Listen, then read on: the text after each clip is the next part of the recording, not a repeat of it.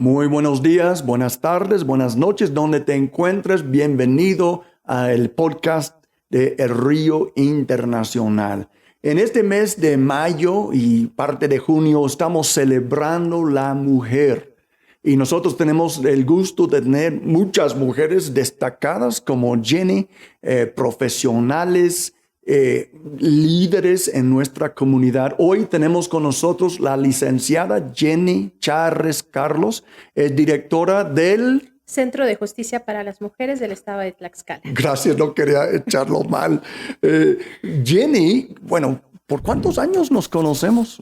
Desde el 2007. Desde 2007, wow. Gracias. Gracias a Dios, ha sido un gusto conocerte y un gusto para poder entrevistarte hoy con nuestra audiencia de Río Internacional. Y además, pues nuestra audiencia está creciendo cada día y es mi deseo que nuestro pueblo conozca mujeres destacadas, mujeres profesionalistas, pero yo creo que el broche de oro, mujeres temerosas de Dios, mujeres que tienen convicciones que el mismo Creador puso adentro de ellas. Y pues cuéntanos, Jenny, de qué se trata tu trabajo, qué es lo que haces como licenciada aquí en el estado de Tlaxcala. Bueno, pues antes de llegar precisamente a este lugar, pues me desempeño como abogada, soy abogada litigante y llego a convertirme en activista social en el estado de Tlaxcala. Mi trabajo principal, la defensa de los derechos humanos, principalmente de mujeres, niñas y niños.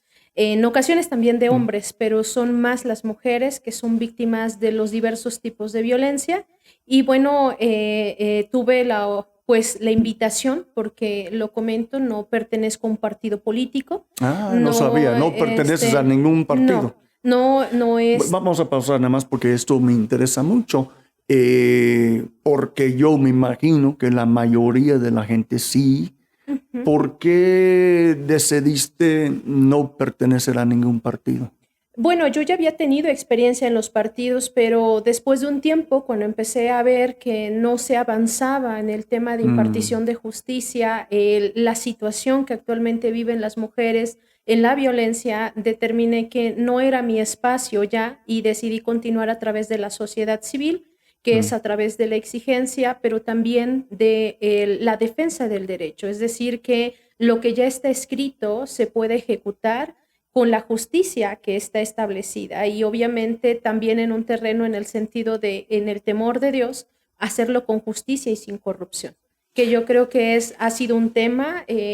Nos hemos convertido, en su momento me convertí en un referente de alzar la voz, no en un sentido de solo alzarla por alzar, sino el de exigir que verdaderamente se aplique la justicia que merece toda persona. Sí, fíjate que me anima mucho este dato que yo no sabía, no me di cuenta, aunque te conozco muy bien, que no pertenecías a un partido político. Me anima en que todos sabemos que nuestra gobernadora, sí es de Morena, y entonces a mí me da mucho gusto que ha estado abierta, Sí. y el estado abierto de tener gente como tú que no tenía que pertenecer a su partido. Efectivamente, fue una invitación, me sorprendió la invitación porque, bueno, yo estaba con mis actividades normales como activista y el recibir la invitación que me permitieron pensarlo, lo tuve que pensar un tiempo. No fue fácil porque de repente estos espacios pueden hacer suponer que pertenecemos a una línea, que estamos como en la misma sintonía que de repente se da en los partidos políticos, que no significa que esté mal, pero era un reto también porque al mismo tiempo es de la exigencia pasar a formar parte de la solución de lo que se está exigiendo en las calles. En este caso, en el tema de la justicia, pues obviamente al llamarme es poner en práctica lo que yo estaba pidiendo y era todavía un reto mayor porque era una puerta abierta para hacer lo que yo estaba exigiendo y llevarlo a la práctica y demostrar que es posible llegar a la justicia sin corrupción y, Wow. que puede hacerse. Que puede hacerse. Sí, estoy muy animado que nuestro estado tiene esta apertura para contratar gente fuera de su de su partido. Eso es algo que tú y yo tenemos en comunión. Yo tampoco tengo un partido, soy extranjero, no puedo votar de todos modos, pero trabajamos para el reino de Dios, es Exacto. seguro, donde sea que nos ponga, Así estamos es. trabajando para el reino de Dios. Ok, bien. Entonces, regresando, ¿qué es lo que hacen? Bueno, el Centro de Justicia para las Mujeres nace en el 2017. Lamentablemente llegamos y encontramos una institución que no está operando, que Mm, tiene gente, pero no está operando. Lo que hace el Centro de Justicia es recibir a víctimas de violencia, denuncias por cualquier tipo de violencia, y lo que hace es asistirlas. Sobre todo trabajamos con víctimas que se quedan sin una posibilidad. Por ejemplo, pueden ser golpeadas lamentablemente en las madrugadas. Los datos que lanza 911 es que la mayor violencia se da entre las 12 de la noche y las 5 de la mañana, ah, y generalmente ellas salen sin suéter, sin dinero, a veces con sus hijos, y digo a veces porque a veces el agresor no les permite llevarse a sus hijos, y obviamente el hambre, el miedo, el estar lastimadas físicamente, y el Centro de Justicia lo que hace es recibir a las víctimas de violencia, trabajar con ellas a través de una denuncia, pero no solo es la denuncia. O sea, muchas veces ven al Centro de Justicia como pertenecemos a Procuraduría, creen que solo nos basamos en la denuncia. No, trabajamos con empoderamiento, es decir, buscamos que mujeres puedan acceder a proyectos. Se trabaja con el ámbito del trabajo emocional a través de la psicología, que es un área, el mm, área jurídica, que es la que proporciona su protección. Es decir, muchas veces ellas regresan a su casa, pero tienen miedo de que las vuelvan a golpear, y lo claro. que hace el Centro de Justicia es emitir lo que se le llama solicitud de órdenes de protección. ¿Qué es lo que hacemos? Pedimos a la autoridad preventiva, en este caso Seguridad Pública Municipal o en ocasiones estatal, para poderlas proteger de manera diaria hasta, y obviamente notificarle al agresor que no puede acercarse para volver a realizar un daño. Exacto. Tengo una pregunta. Me imagino, pero quiero estar seguro, ¿qué porcentaje de los agresores son familiares? Sea o cónyuge o concubino o algún familiar de la víctima. Generalmente el esposo concubino es el 90% de los agresores contra mujeres. También está dentro de la violencia familiar la agresión de los hijos contra la mamá, Ay, que se Dios da, mío, eso está y pesado. algo bueno, que este gobierno también detecta y crea un área que se llama vulnerabilidad en DIF, que es la atención a las personas de la tercera edad, porque estaban olvidadas, es Mm. cierto. Entonces, nosotros recibimos denuncias en colaboración con otras instituciones como DIF para poder resguardar a las personas de la tercera edad. Hemos hecho operativos para poder rescatar a personas de la tercera edad que se encuentran en condiciones infrahumanas. Esto es lo que yo quiero preguntarte también. ¿Cuentan ustedes con un albergue, algún lugar donde, porque dices resguardan, pero ¿en qué forma?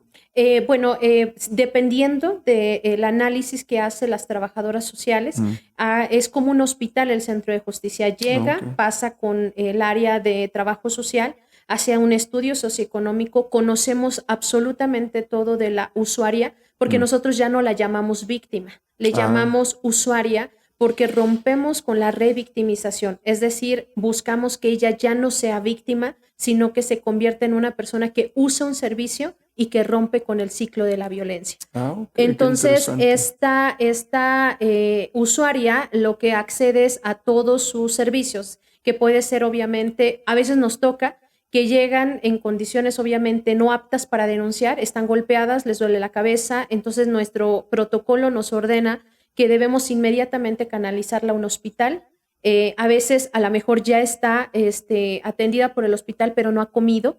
Entonces el Mm. Centro de Justicia gestiona obviamente sus alimentos. Ellas pueden acceder a sus alimentos y sus hijos dentro del Centro de Justicia en tanto se está realizando todo el procedimiento. Al área jurídica posteriormente, en ocasiones llevan muy mal, llegan llorando, con crisis, Sí. obviamente. Entonces pasa al área de psicología, que le da contención, y finalmente llega al Ministerio Público. Ahora, Tú dijiste que la mayoría de las agresiones son entre la medianoche y las 5 de la mañana. Así ¿Dijiste? es, las principales y las más violentas. Ok. Entonces supongo que este centro está abierto 24 horas al día. Quisiéramos que ya esté 24 horas 7, pero está trabajando en un horario de público de 9 de la mañana a 5 de la tarde, pero la verdad es que nosotros operamos hasta 8:30. El personal ha cambiado ya mucho en el sentido de entender que no hay horario para la violencia, entonces tenemos guardias en donde nosotros, si el municipio o hacemos enlaces con instituciones o diversos entes, organizaciones civiles, en donde les decimos que hay un enlace que puede marcarla a cualquier hora en caso de una emergencia grave, como por ejemplo que haya una mujer con sus hijos en la calle, que ha sido golpeada y que requiere un lugar a donde estar, entonces puede acudir al centro de justicia, puede hacerlo a través de 911 y decir que se encuentra en X lugar y que requiere el apoyo para ser trasladada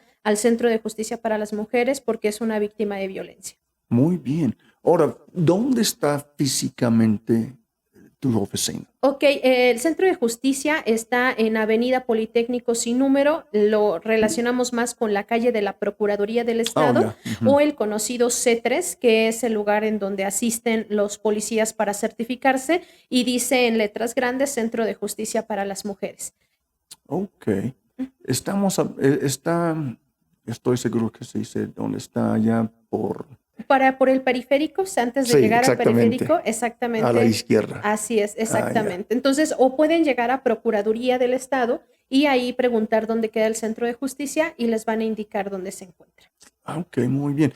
¿Y cuánto tiempo llevas trabajando con ellos? Pues empecé el 22 de septiembre de 2021 a la fecha, entonces ya llevamos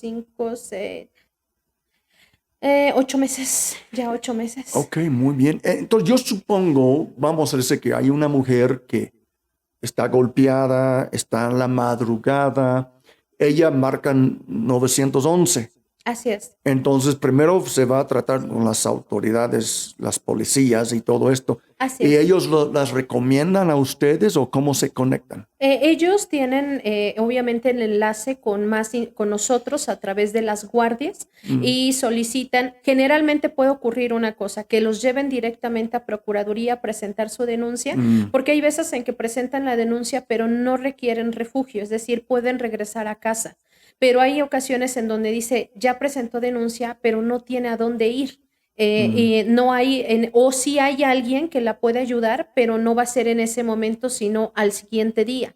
Entonces lo que hacemos es resguardarla por un lapso de horas, en lo que hacemos la conexión con su red familiar y podemos apoyarlos para ser trasladados o en su caso obviamente llevarlos hasta donde pueden ser resguardados por sus familiares y ya en el caso extremo es cuando se requiere un refugio. El refugio obviamente es un lugar que no es revelado, obviamente, nadie sabe dónde se encuentra, ni siquiera nosotros, pero hacemos ese trámite para que ellas puedan ser resguardadas con sus niñas y sus niños. Ok, muy bien. Pues ahora voy a tirar la bomba. Tú y yo y muchos sabemos que el estado de Tlaxcala tiene una infamia en cuanto a la trata de personas. Yo apenas estuve viendo un programa desde Texas, Estados Unidos, y salió el nombre Tenancingo Tlaxcala. Y pues todos nosotros que vivimos en Tlaxcala conocemos la fama de Tenancingo, pero la fama de Tenancingo ha llegado lejos a otros países y todo esto. ¿Tienen algún plan, estrategia para tocar este sector que, como yo entiendo, la esclavitud moderna es uno de los vicios más fuertes en el mundo? Ahorita está en todo el mundo. La gente está esclavizada por varias razones. Hay esclavitud sexual para el trabajo, de la prostitución. A veces es esclavitud laboral en algunos países como orientales. Y pero pues ¿tienen alguna estrategia? ¿Han dicho el gobierno que quieren confrontar este asunto? Bueno, en el estado de Tlaxcala, el gobierno federal decretó lo que se llama alerta por violencia de género. Y en el estado de Tlaxcala hay dos razones y la principal tiene que ver con trata de personas y feminicidios. A nivel estatal se está trabajando con un proyecto, un plan estatal que obviamente tiene que ver con el Instituto Estatal de la Mujer. Y bueno, en el caso de Centro de Justicia, nosotros, a pesar de que trabajamos con la especialidad de violencia familiar, el Centro de Justicia recibe a varias víctimas que se descubre, mejor dicho, porque es muy raro que una mujer llegue a decir soy víctima de trata.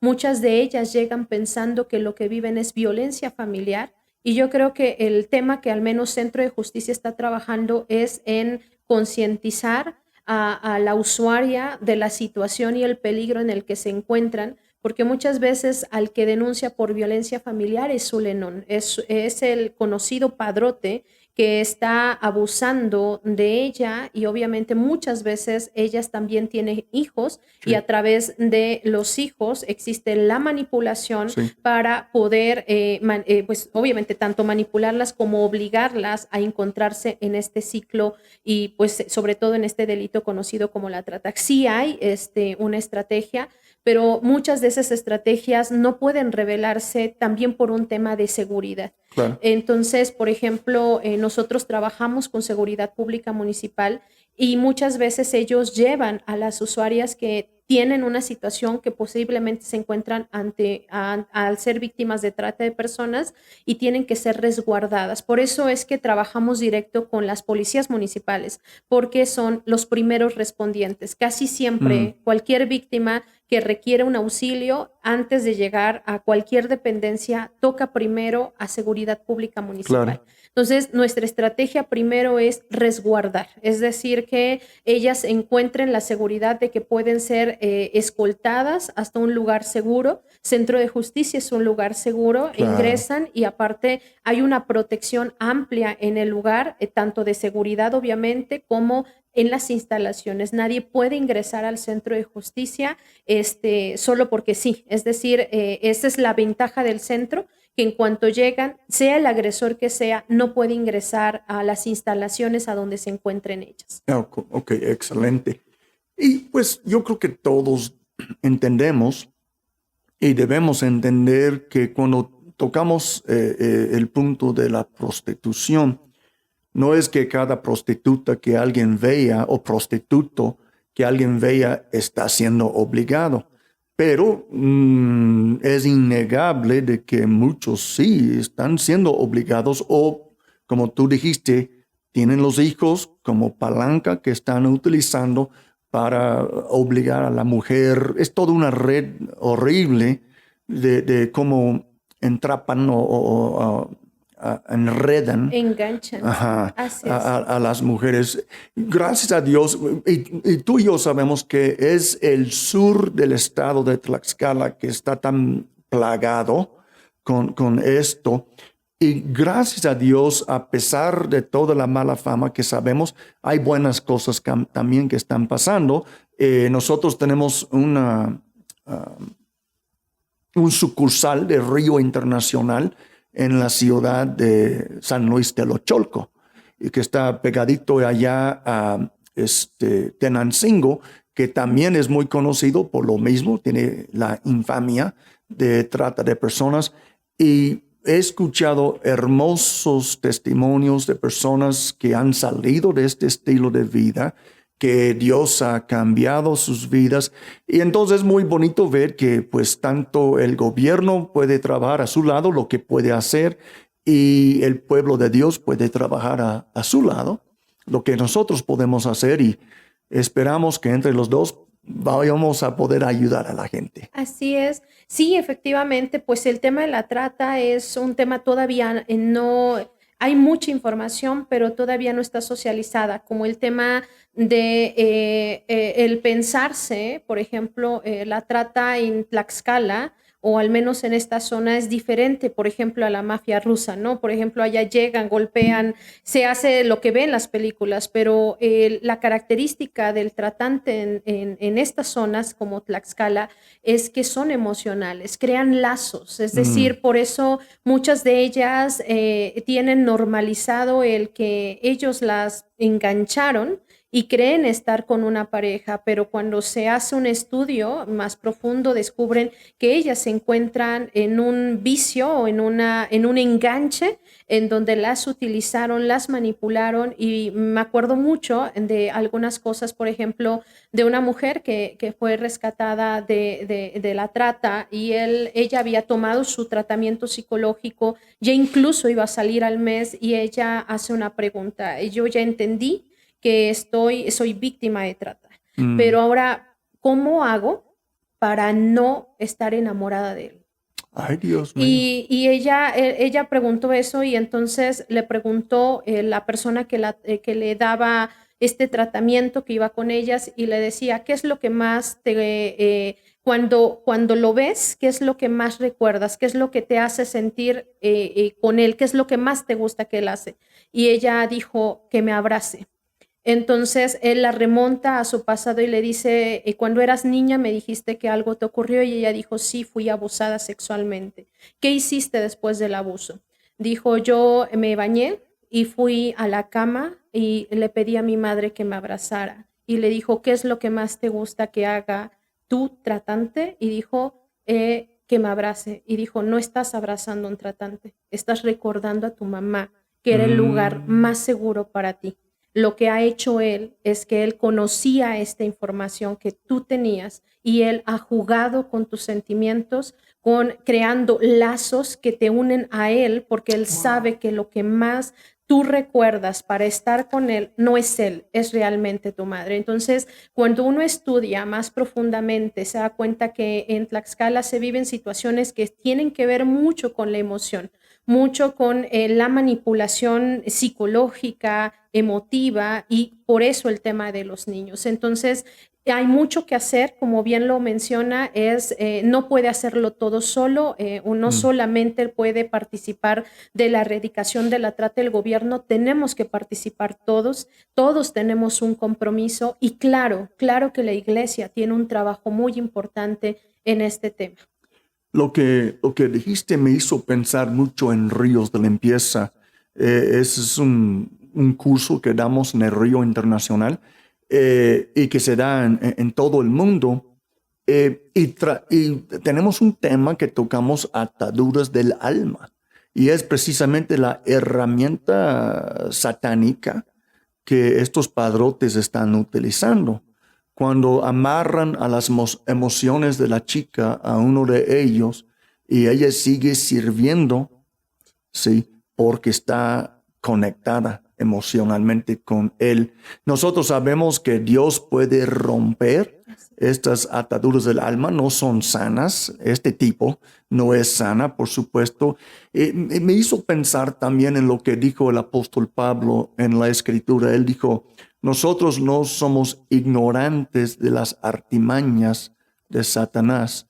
Es triste ver cómo gente es engañada, como la chica que mencionaste, y no se da cuenta el juego en lo cual se encuentra y cómo las ligan y ya las tienen como esclavizadas. Ellas pensando que necesitan esta persona. Y yo he visto programas porque nosotros como iglesia hemos apoyado un ministerio, se llama A21, que es de Estados Unidos, que ellos están involucrados en el rescate de personas que están siendo tratadas, no solo sexualmente, pero en todos los modos. Y ellos, he visto programas donde hablan de no solo la restitución de la persona, pero digamos la recapacitación, porque hay mujeres que han estado en este rollo por años, no saben hacer otra cosa. Así es. El dinero es fácil, entre comillas, es rápido si no son esclavas. Si son independientes, pues pueden hacer mucho dinero en poco tiempo, porque sabemos hay prostitutas que trabajan por su cuenta, supongo, de lo que he visto, y hay las que trabajan para un padrote. Ellos creo que no sé si les queda algo o si ellos toman todo, pero he escuchado de que una vez que una mujer salga de este estilo de vida, si no la eduquen, si no la entrenen, si no les den alguna cosa que puedan hacer para comer, Así es. es muy probable, especialmente si estaban esclavizadas con drogas, es muy probable que van a regresar el mismo. Exactamente, sí, sí, lamentablemente lo que debe haber es una rehabilitación, es algo no fácil. Hay ya desde el gobierno, obviamente, programas que trabajan en esa reinserción social, pero en ocasiones no es suficiente. Se requiere acompañamiento, se requieren personas que apoyen.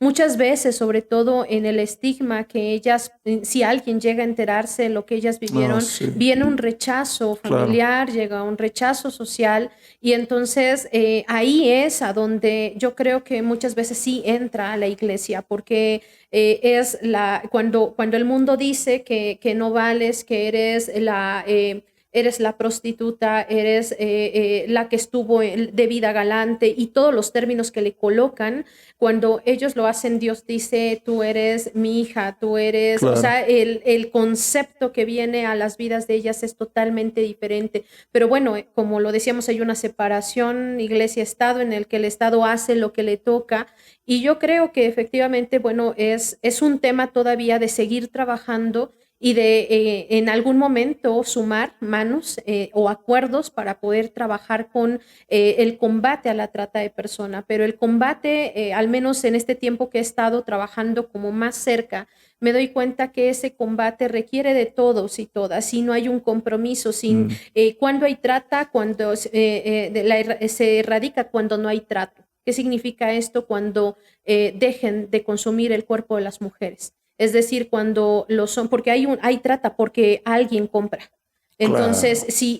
si como sociedad se enseñara a que no solamente el tema de que ellas no estén, ya sea prostitución o en este caso, o sean tratadas, se erradicaría cuando dejara de consumirse, cuando dejara de verse los cuerpos Sí, de si las no hay mujeres como mercado, no objetos. hay ventas. Exactamente, entonces Ujú. creo que va por allá, tiene que ver mucho con valores, mucho con integridad, tiene que ver con esa erradicación, pero desde lo más básico, desde el respeto, desde el amor, desde el no ver el cuerpo como un objeto y Mm. sobre todo hoy en día la no regularización de lo que ahora le quieren denominar trabajo sexual.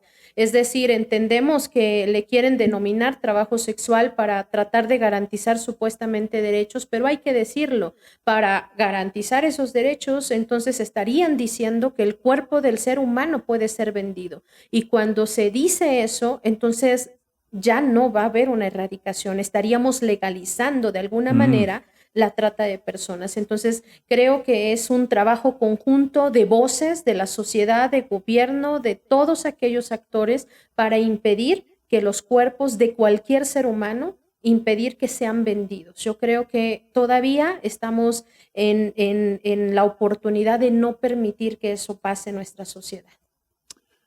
Ok, voy a jugar el diablo.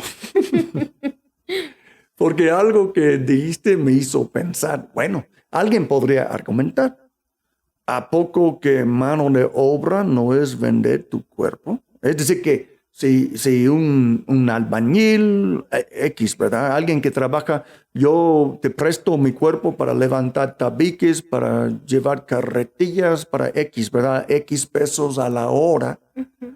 Entonces, en cierta manera, estoy rentando mi cuerpo, estoy trabajando, dando un servicio eh, para, para un pago establecido.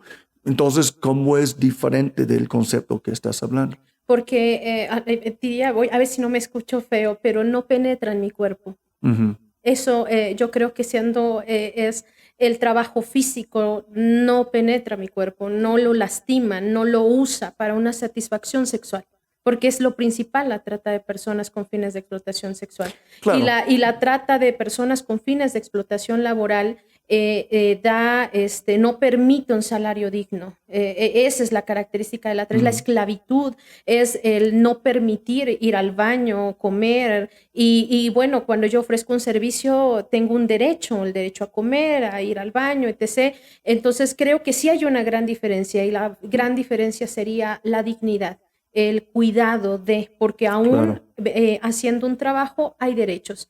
Hay derecho a recibir una compensación económica, a tener servicios de seguridad social, a no sé, tener bonos, pero digamos que llevamos incentivos y sobre todo lo digno.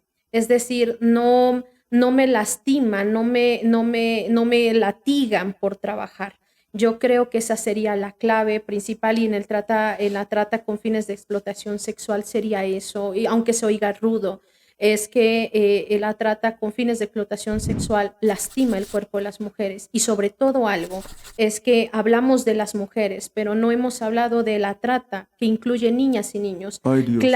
Claro, desde luego que no puede ser permitida la trata, y Claro menos que no. cuando esto alcanza en su mayoría, sobre todo hace como 3, 4 años, no más, 4 o 5 años, hubo un caso que me impactó mucho porque eran niñas, o sea, entonces ellas no pueden vender nada, ellas no merecen ser vendidas. La mayor parte de las víctimas de trata en niñas son niñas de casa, no son niñas, no son muchachas que se fueron de antro. Buscan a niñas hijas de casa, que están cuidadas, que saben que son doncellas y que pueden ser vendidas de manera más, pedir un precio más alto. Claro. Entonces, claro que hay una gran diferencia. La trata lastima, denigra, rompe y destruye sea hombre o mujer, destruye. Claro, sin duda. Lo que creo que el punto principal hay una gran diferencia entre esclavitud y la voluntad propia de la persona. Es decir, que regresando al mismo ejemplo del albañil, si yo presto mis servicios porque soy adulto y decido hacerlo, es una cosa. Si alguien me obliga, ya es otra cosa. Y por supuesto, cualquier menor de edad, aun si se cree que quiere, es una obligación. Exacto. Es un abuso. Qué bueno sin que duda. dijo esta parte. Durante muchos años se escudaban diciendo con los menores de edad, o las menores de edad sobre todo, que como tenía 16 años, 15, 16 años, ya podía decidir. Hoy en México ya hubo reformas a nivel internacional en donde el matrimonio infantil ya no es Ay, Dios legal. mío, qué horrible. En México todavía se... Ahora, ¿en qué edad sería considerado matrimonio mayor, infantil? O sea, hasta ¿Menos no de cumplir, 16 o menos 15? de 10, o sea, hasta no cumplir los 18 es matrimonio infantil. ¿A poco? Y es violación o estupro, y eso es un delito. Lamentablemente en México, sobre todo en comunidades, creen que, bueno, tiene 17, 16, no pasa nada. No, sí pasa algo, porque ellos no están emancipados, porque ellos son menores de edad, y hay padres que deben responder ante la situación de un hijo o hija en esas situaciones. Entonces, nosotros hemos tenido varios casos en donde hay menores de edad que alegan decir que ya no quieren estar con sus papás y que quieren tener una vida como de una persona mayor. Entonces, muchos de ellos, bajo los protocolos y dependiendo de sus riesgos, se establece una red familiar. Es decir, no podemos soltar a ese menor de edad hasta que sea mayor y tome sus decisiones, pero siendo mayor de edad. Menores de 18 no se encuentran en la capacidad legal para tomar decisiones ni de su cuerpo, ni de lo que van a hacer incluso en el ámbito laboral, ¿no? Entonces, es un proceso, todavía México sigue ese proceso porque siguen existiendo matrimonios infantiles, sobre todo en zonas rurales, pero la verdad es que no se escapa, las zonas urbanas no se escapan, seguimos viendo a hombres que se casan o se viven en unión libre, viven en ¿cómo unión, sé que se casan si el juez tiene que tener los datos? Así es, viven en concubinato con una menor de edad, ¿no? Entonces... Y es un delito. Y es un delito. Para el mayor de edad. Exactamente, sí, claro, desde luego. Y hay una responsabilidad también para los padres. Se le denomina... son cómplices. De alguna manera, porque muchas veces dicen, no, pues ya se fue. Entonces decíamos, bueno, y hemos tenido denuncias a donde jóvenes han sido entregadas, es decir, ya no quieren estudiar, y las mamás o los papás las entregan a una persona. Es un tipo de trata en donde le dice, llévatela, finalmente ya quiere vivir con alguien, y las entregan y pues son muy jovencitas, embarazadas, entonces, mejor dicho, para nosotros, para el tema legal, violadas, y que obviamente deben responder ante la ley, aun cuando los padres, si no lo hacen, el Estado es el que vela por ellos. Claro. De hecho, yo creo que en esta entrevista que escuché de Texas, que mencionó Tenancingo, si no me equivoco, entrevistaron dos mujeres que estaban siendo tratadas contra su voluntad, y parece que una dijo que su madre básicamente la vendió cuando era chiquita. Sí, entonces luego para entrar en esta industria, yo por supuesto como cristiano estoy contra toda forma de prostitución. Hemos jugado un poquito hay una diferencia entre un voluntario y un esclavo, por supuesto, en lo que sea en la esclavitud laboral, sexual, o hay otro tipo que yo olvido cómo es, pero por supuesto nosotros estamos en contra de cualquier tipo de prostitución porque denegra mucho lo que es la mujer o el hombre, porque hay hombres prostitutos, sabemos, y niños, Dios mío, pues ese es ya otro rollo completamente. Eso es un crimen, eso es una desgracia demasiado fuerte. Y una de las cosas, yo creo que Dios, el sexo es un regalo de Dios, es limpio, es hermoso, es bueno, siempre y cuando, que me escuchen antes de tener un infarto la gente, siempre y cuando es practicado entre un hombre y una mujer que son casados. Sí, esa es nuestra postura teológica, cristiana, que Dios creó el sexo para ser disfrutado entre un hombre y una mujer casados, sí, de toda la vida. Y debe de mantenerse entre estas dos personas. No debe haber terceras personas, mucho menos prostitutas, imagínense. Si todas las parejas guardaran sus votos matrimoniales, no existiría a lo mejor las enfermedades sexuales que tanto escuchamos. De hecho, yo apenas estaba viendo en Facebook un anuncio, creo que era de parte del gobierno del estado de Tlaxcala, animando a la gente que tomen sus pruebas de SIDA para protegerse. Y ese problema no existiría si no fuera precisamente por los pecados sexuales que la Escritura identifica pecado sexual, cualquier actividad sexual fuera de un matrimonio, de un hombre y una mujer. Y digo esto para llegar a este punto. Yo he visto en los últimos años aquí en Tlaxcala algo que es espantoso.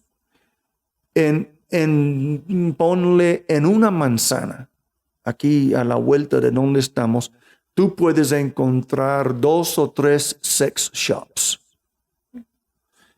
Vas a la vía corta, hay otro grandote. Bueno, parece grandote, el anuncio es grande. Gracias a Dios que nunca he entrado para saber qué grande es adentro. Pero yo digo, wow, ¿cómo es posible? En una ciudad tan chiquita, en una manzana, va a haber 3. Y a la vuelta otros 1 o 2, ya no sé cuántos son. Y vas a Pisaco y también hay en el centro. Y uno piensa, pues, ¿qué está pasando en nuestro estado? Yo no sé si están lavando dinero, si realmente... Nunca ves gente entrando y saliendo. yo no veo, cuando paso nunca veo que hay gente. Yo pues, entiendo un Oxxo en cada esquina, pues la gente va, ¿verdad? Se ve entrar. ¿Qué está pasando en Tlaxcala? Porque tú dijiste, si no existiera un mercado, si no existieran tantos hombres tan mal de la cabeza que buscan estas chicas y hasta niñas, no habría una industria. No sería lucrativo. Entonces, desafortunadamente, ya tenemos un problema con prostitución en el estado y ya ponen 3 o 4 o 5 sex shops. ¿Cómo ves? Bueno, pues yo creo que el tema no solamente hablando de la prostitución, la trata, sino yo creo que también el tema del Internet, el Pues sí. acceso a la pornografía, que yo creo que es uno de los Mega temas. industria, sin duda. Exactamente. Y bueno, por ejemplo, hoy que ya existe incluso una ley que, bueno, no es una ley, es una reforma conocida, que es violación a la intimidad sexual, conocida como Ley Olimpia, que busca que estos videos que circulan en la web, muchas veces que se grabaron entre parejas como algo muy íntimo, muy personal, muchos dicen, bueno, ¿y por qué se grabaron? Pues no sabemos, pero lo hicieron, no con la intención de que saliera a la luz pública, sino porque era algo personal, o la otra en los hoteles que se presta mucho Pues a que entran a un hotel y no se enteran que están siendo grabados, y esta industria obviamente pues busca tener más, ¿cómo se dice? Personas que adquieran esto a través obviamente del Internet, que el Internet, bueno, ya no solamente es a nivel nacional, sino mundial y transnacional. sí. Entonces, yo creo que es un problema, insisto, es un problema social que debemos de seguir trabajando, hablando. Se tiene que hablar el tema porque a veces Sí. existe el miedo a hablar algo como esto. Uno como papá no espera que nuestros hijos vaya a pasar por eso, pero Ay, Dios mío. lamentablemente pasa. Y cuando pasa hay mucho miedo a hablarlo, hay un miedo a denunciar al agresor y no saben que existe una protección a esa vida íntima, a esa vida personal. Entonces, muchas veces, muchos de esos videos que son grabados y que existen en la web, ni siquiera la persona se enteró que estaba siendo grabada. Imagínate. Y por eso cobran. Vuelvo a lo mismo, creo que es un tema de comercio, es un tema de dinero, pero creo que como sociedad podemos trabajar todos para hablar el tema, pero también de buscar hablar con los jóvenes, hablar con nuestros Claro. hijos, hablar con los niños, porque mucho del tema, por ejemplo, de la pornografía infantil, por ejemplo, se da a través de la red con estos mensajes que se dan, los juegos en donde piden fotografías a los niños o niñas y que ellos cuando son amenazados, si no hay supervisión de parte de los padres, pues obviamente se encuentran atrapados en una red de Internet que obviamente violenta a nuestros hijos, incluso en línea. Ay, Dios mío. Entonces, ¿qué Sí. es lo que debemos de hacer? Creo que es un trabajo conjunto, o sea, el gobierno tiene un trabajo que debe cumplir, pero como padres y como sociedad debemos trabajar con nuestros hijos, formar familias sanas, hablando el tema y obviamente buscando alternativas. Si nos quedamos en el silencio también es igual a la impunidad. Y si no avanzamos en combatir esta impunidad y guardamos silencio, pues obviamente encontramos estos escenarios. Sí, no podemos ser cómplices para nada. Ahora, regresando al tema de violencia. Ay, Dios mío. Quiero que des un consejo. Bueno, primero a una chica que todavía no está con un hombre. Vamos, que tenga su novio, pero debe haber pistas y los papás deben estar bien al tanto de con quién anda su hija. Yo me imagino que debe de haber pistas, todo lo que tú has visto, de que, si esta persona te trata así ahorita, cuando ya te tiene a solas en la madrugada, solo Dios sabe cómo te va a tratar. ¿Qué consejería puedes dar a las jovencitas, señoritas que tienen su novio, están pensando formalizar su relación, si hay alguna pista de peligro en cuanto a la violencia? Bueno, nosotros manejamos lo que le llamamos el termómetro de la violencia familiar, que viene desde situaciones que parecen pequeñas, chiquitas, pero que llegan a lo máximo. Por ejemplo, De las más comunes que he visto es que tu novio, por ejemplo, tú tienes un éxito de algo y todos se alegran y él no. Y él, o sea, entonces es una mala pista. Porque quiere decir que él no quiere que esa mujer crezca, le sobrepase. Esa es unas, las minimizan. Por ejemplo, hoy me arreglé, no sé, me gustó arreglarme y él llega y dice, quítate eso que te queda mal, ¿no? Aunque todos le digan, oye, te ves muy bonita, ¿no? Sea por celoso. Así es, empieza... Sí, porque si tú ves que tu pareja es celoso cuando están de novios, imagínate cuando se cree dueño de la persona. Y ahí viene, en la mayor parte de hoy que hemos visto la famosa prueba del amor, ya no es solamente es un tema íntimo, sino que es la revelación de sus cuentas de redes sociales. Hay jóvenes que no tienen vida personal ni en sus redes. Es decir, el novio le dice, dame tu contraseña de Facebook, dame tu contraseña de tu celular. Es decir, quiero ver con quién estás hablando en WhatsApp. ¿Con quién hablabas? Te vi en línea, pero no me contestaste rápido. Entonces, ya ahí ya comienza un tema de violencia y lo principal, el aislamiento. Yo creo que ese es uno de los principales y que culmina en el mayor tipo de violencia es cuando no te permiten convivir con amigos, no te permiten convivir con familiares. Es muy peligroso porque la mayor parte de los agresores trabajan aislando a la víctima. Y yo iba a decir, al rato él podría estar tratándola porque ya aislada no va a decir nada a nadie. Efectivamente, y hace creer que él es su única opción y él es su única ayuda. Y eso no puede ser así. Qué manipulación, qué satánico, ¿verdad? Es decir, que yo por los muchos años de tratar tanto con el poder de Dios como tratar con el poder oscuro, a veces siempre en oposición, por supuesto. No soy brujo, nosotros resistimos al diablo siempre y todo lo que hace. Pero conocemos sus artimañas, que es manipulador, que es mentiroso. Y es lo que él inspira en las personas que caen en sus trampas. ¿Qué tal? Yo he escuchado de novios que el novio ya muestra agresión.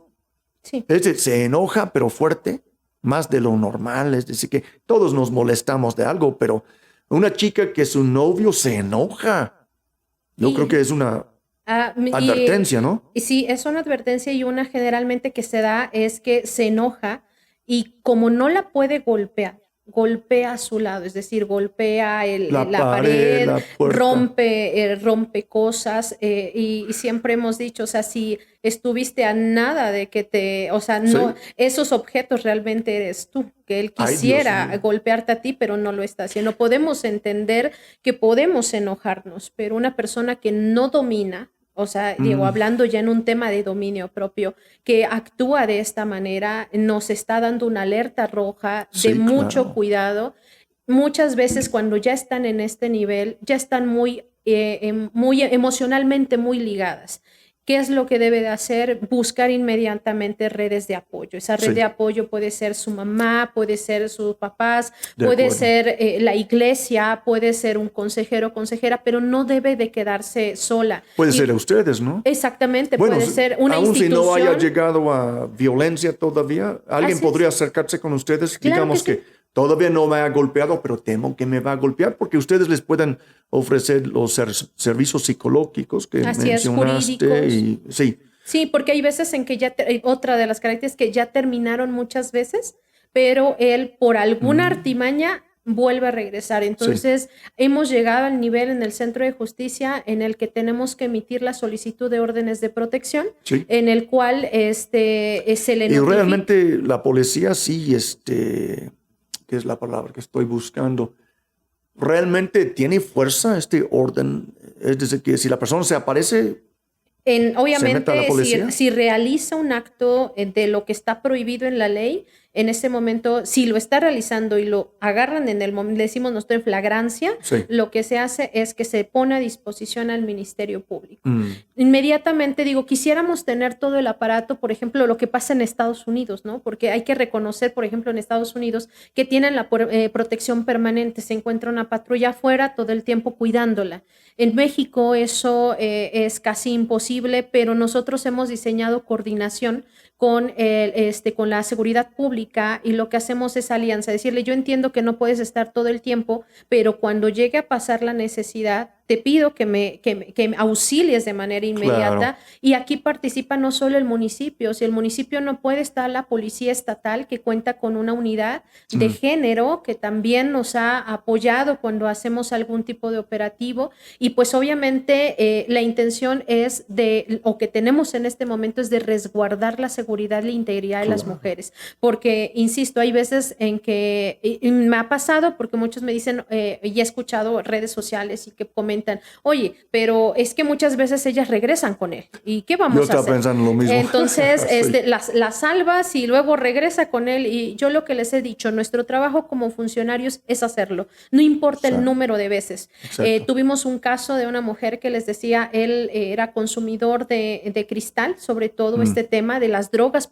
Tienen mucho que ver en el tema de la violencia también. En el caso de esta mujer, ella tiene sus 2 niñitos, un niño pequeño también, y el agresor tomó a su hijo, le dio una escopeta y le dijo, si se mueven, les disparas. Entonces él colocó la ropa y le echó gasolina y prendió la casa. Entonces quisiera decir, obviamente cuando prendió, los vecinos auxiliaron, ayudaron, y quisiera decir que ellos llegaron al centro de justicia después de eso. Eso no pasó, eso es un antecedente que se nos mencionaba, y después le volvió a realizar un acto de violencia, la golpeó y fue como llegó a centro. Entonces ella nos cuenta lo que estaba pasando y le decíamos, tú ya no estás solo en violencia familiar, tú ya estás pasando a un nivel que se llama violencia feminicida, es decir, te va a matar en algún momento. Entonces, ella dijo que ella no quería ir a un refugio, se negó, todos decían, está en peligro, le decía, denle la información. No importa que en este momento diga que no. Según la estadística, antes de lograr denunciar de manera formal a un agresor, la estadística nos dice que son 9 veces. 9 veces llegan a las instituciones antes de formalmente decir, sí lo voy a denunciar. ¿A poco? Entonces, lo que hacemos nosotros es darle, mucho, ¿no? Sí, le damos la información y bueno, afortunadamente en este caso con ella lo que ocurrió fue que se dio cuenta que la volvió a buscar y que él iba a hacer un acto que podía ponerla en riesgo a ella y a sus hijos. Regresó y dijo, ¿sabe qué? Sí me voy.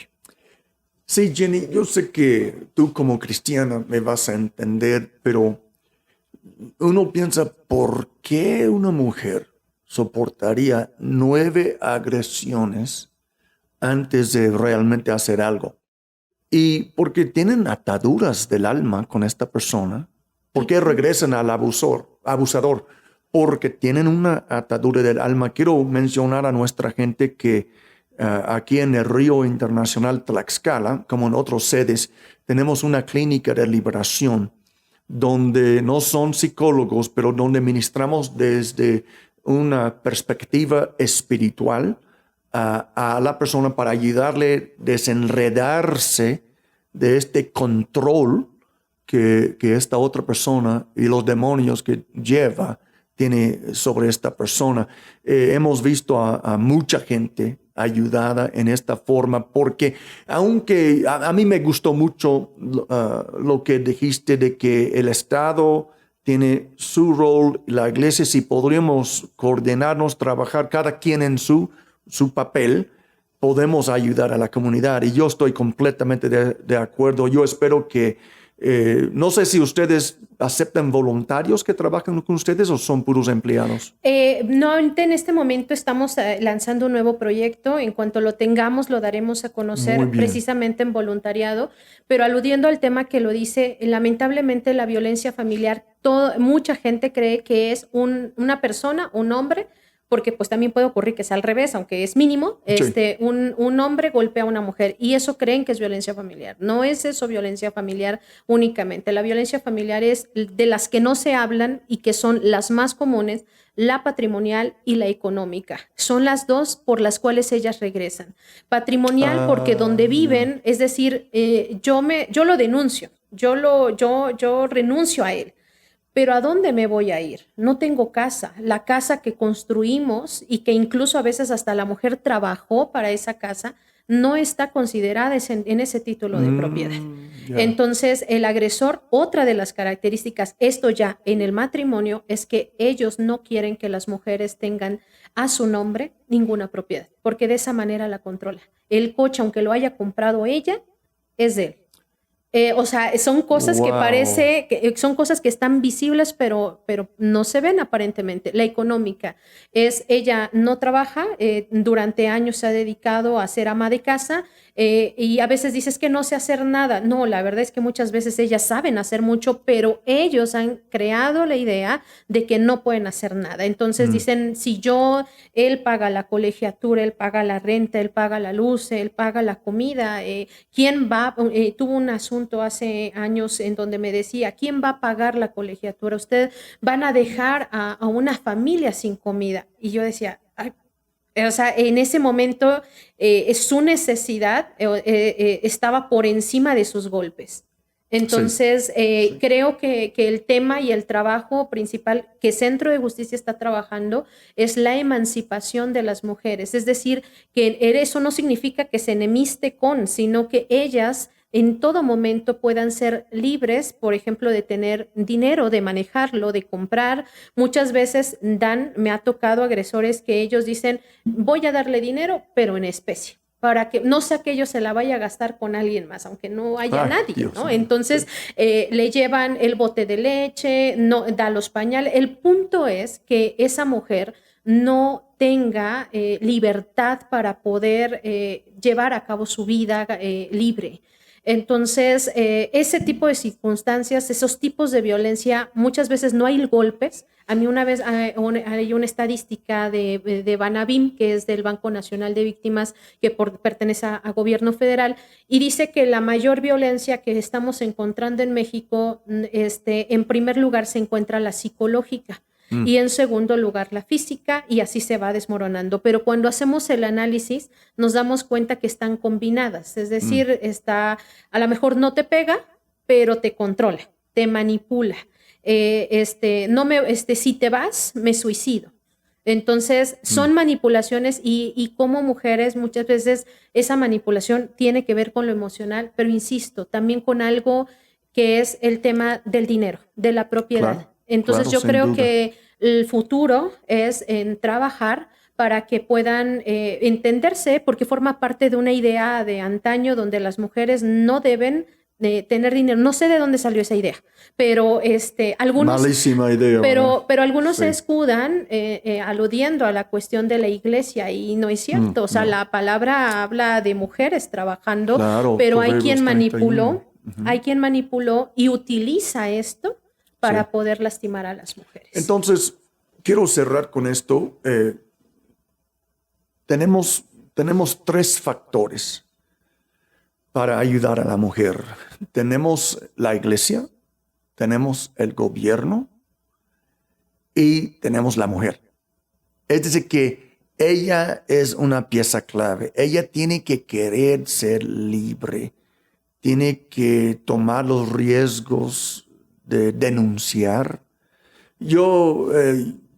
Todos conocemos la famosa historia francés de se me fue el nombre ya cuando lo mencionó, los miserables, ¿verdad?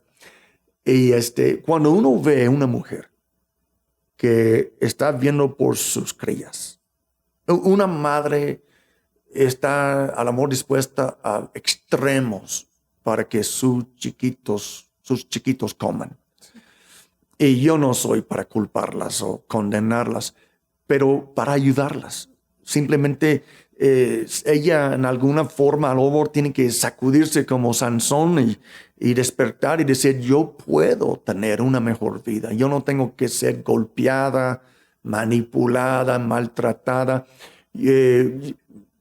Ojalá que existiera más ayuda de lo que hay, pero Y yo espero que cualquiera mujer que nos escuche o un familiar que le puede recomendar esta grabación, que hay ayuda disponible. Hay gente que quiere ayudarles, no tienen que ser víctimas. Así es. Esa es una clave que dijiste, ni las vamos a llamar víctimas porque ellas son la creación de Dios. No son segunda a nadie. Son iguales como los hombres en Cristo Jesús y Dios les hizo para ser un socorro para el hombre con lo cual se encuentran. No una sirvienta, una esclava, una persona secundaria que no tiene el mismo valor, más un socorro. Y yo espero, Jenny, solo quiero decir que Dios te bendiga. Que Dios bendiga al estado de Tlaxcala, nuestro gobierno. Nosotros somos apolíticos aquí en el Río, no jalamos para ningún partido, pero siempre apoyamos nuestras autoridades, como la Biblia dice.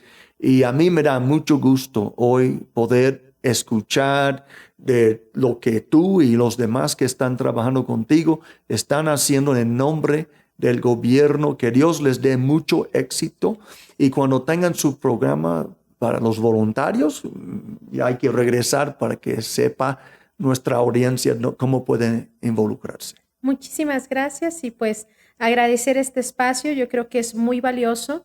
Pocas veces se dan estos espacios y yo creo que el principal mensaje es que está el gobierno hoy en donde estamos, quienes conocemos a Dios y quienes tenemos temor de Él, sabemos que estamos ahí no por una cuestión política, sino porque Dios quiere realmente que se acabe con esta injusticia. Dios quiere y se preocupa por las familias, y estar en estos lugares como hijos de Dios también nos demanda ser excelentes en este lugar, y que algo que hemos dicho es queremos que este lugar, que es un espacio que se abrió, sea para bendecir, sea un lugar seguro para aquellos que necesitan ayuda, sin importar quién sea, que no tengan miedo y que sobre todo uno de los temas principales es la confidencialidad. Es decir, que pueden llegar y muchas veces tienen miedo diciendo mi agresor tiene influencias, mi agresor, la indicación que hemos recibido en este gobierno es no importa quién sea. Ustedes hagan su trabajo y yo creo que eso me generó a mí confianza para aceptar en este lugar. Insisto, el tiempo que tengamos que estar, como dice la palabra, Dios pone y quita reyes, y si Él establece que estaremos ahí, estaremos el tiempo que Él establezca haciendo el trabajo con dedicación y sobre todo con integridad, que es algo, apóstol, que quiero dejar en claro que aprendí cuando yo llegué a los pies de Cristo y que me enseñó esta iglesia y que ahora lo pongo en práctica a donde voy. Gracias, hija. Pues gracias por acompañarnos. Qué hermosa entrevista con la licenciada Jenny. Y pues hasta la próxima vez. Vamos a ver más mujeres destacadas como la licenciada. Que Dios bendiga a todos ustedes y que busquemos siempre la integridad y cuidar y proteger todas las damas que Dios ha puesto entre nosotros. Hasta la próxima.